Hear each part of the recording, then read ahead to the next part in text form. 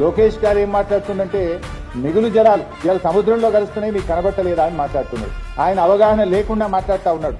అధికారం ఉంది కదా, మందబలం ఉంది కదా, కేంద్రం మా చేతిలో ఉంది కదా, రేవంత్ రెడ్డి మా చేతిలో ఉన్నాడు కదా, మేము ఏం మాట్లాడితే అది చెల్తుంది అనుకుంటే అది పొరపాటు. ఇలా అది కాకుండా మేమేమైనా కాళేశ్వరంకు పొక్కగొట్టి తీసుకుపోతున్నామా?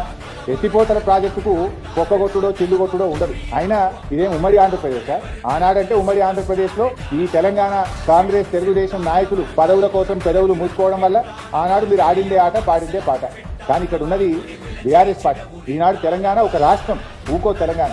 ఉమ్మడి ఆంధ్రప్రదేశ్లో నడిచినట్టు మీ ఇష్టం ఉన్నట్టు పొక్కగొట్టం చిల్లుగొట్టమంటే ఎవరు చూస్తుంటందుకు ఊకోడికి తయారు లేదు. ఇవాళ బనకచెర్ల కత్తి తీరుతామని మీరు అంటున్నారు.